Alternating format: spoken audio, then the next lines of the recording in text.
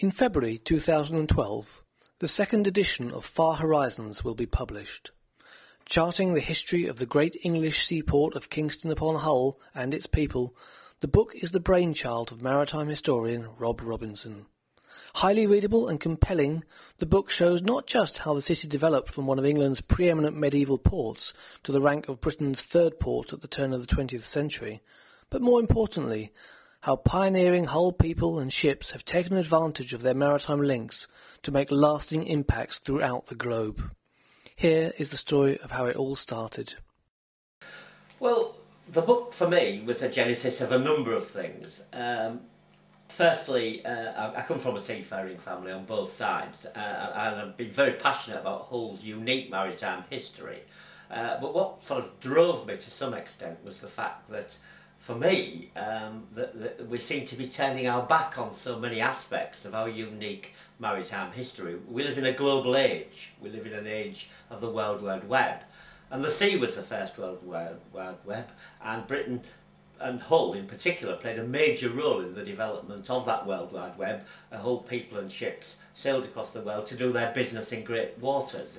And for me, we'd forgotten quite a lot about that. And what it made me do as a professional historian was go back to, if you like, some of my roots.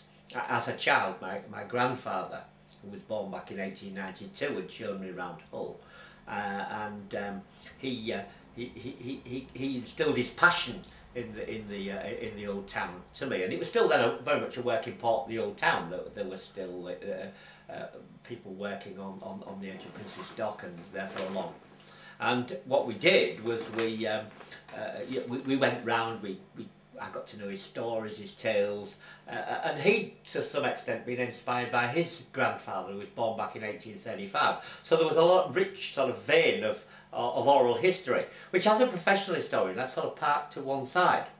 But for the book, I revisited it, and then began to look at those stories, find out which ones had a degree of truth to them, which ones seemed to be more fantasy. I was surprised by how many were quite, had quite a substance to them. But what was more intriguing was when he started doing presentations to people, how other people came along and said, "Do you know about this or that and the other?" And that really added to it, and we built up this wonderful picture of people from Hull and their impact on the world, which gives you something of a wider dimension of the port city and its role across the world. The tales in the book run literally from one end of the globe to another.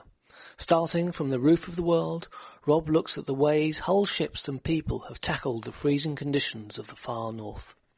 There are all sorts of ways, but Hull people and Hull ships, for example, have been involved for many years in the quest for the North West Passage, and in being involved in that quest, trying to find a way across the top of Canada, if we like, that it led to all sorts of discoveries, all sorts of adventures, and similar sort of works. And there have got to be all sorts of people involved in that who I found particularly interesting, and left the remnants all over the place. Not least people like Captain Marmaduke, who was particularly interested in Spitsbergen and the area all about.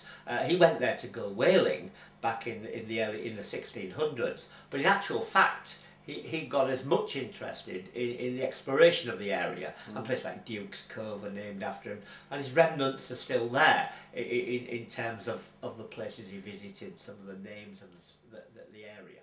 Okay.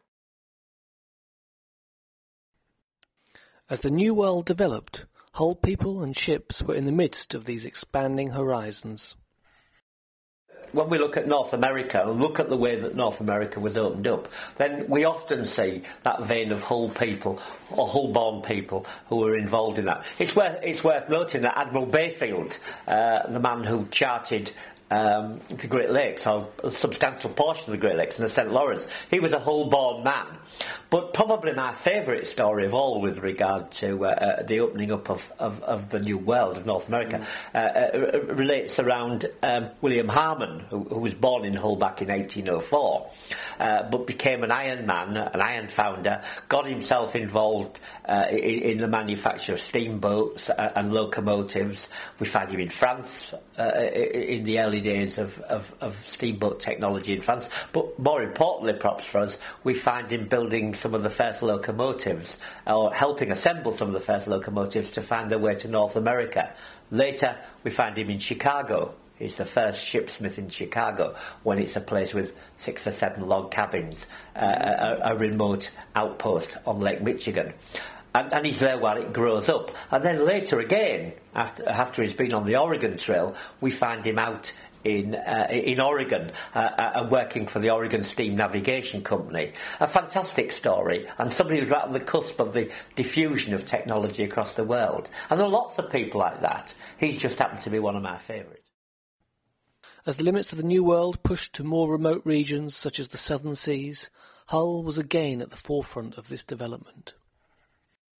Yeah, I mean, if we were to pick on Australia, for example, a very interesting development locally, which encompasses this region and takes us to Western Australia, is actually the early settlement of Western Australia, and the story of the Tranby, which was a brig built on the River Hull in the early 1820s, which in 1829 was used by a group of settlers from East Yorkshire and North Lincolnshire as a means of getting to the Swan River. And this vessel, about 87 feet in length, had 37, 39 passengers on board, 14 crew, full of animals, all their livestock they had to take with them, all their agricultural equipment, and they were 10 months at sea.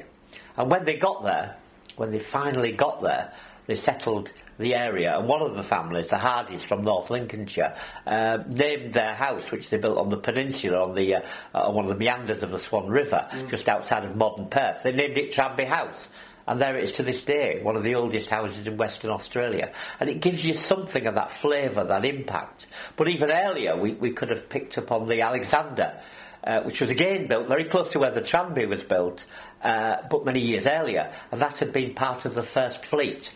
The 11 vessels that had taken the convicts, the soldiers and the administrators to what we now call New South Wales. Really, as many Australians today regard that as the foundation of modern Australia. So we find whole people, whole ships involved in all those sort of things. We're not talking about New Zealand, but could have equally made an impact there. Many more stories of Hull's enduring relationship with the sea and the world beyond are contained in Rob's fascinating book.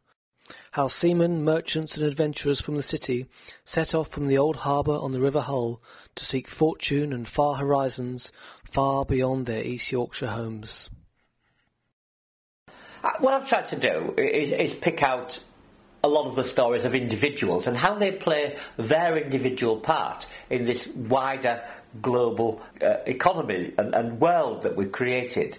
And many of them have got their own individual ways of doing it. And that reflects very much Hull. Hull is very much an individual place. The people of Hull have, if you like, in many respects ploughed their own furrow. And this highly individual nature and this love of freedom emanates and can be found across the world in many of their activities. Although they worked in many different parts of the world, in many different decades and centuries, you find some common themes in terms of their approach to whatever endeavour they're involved in.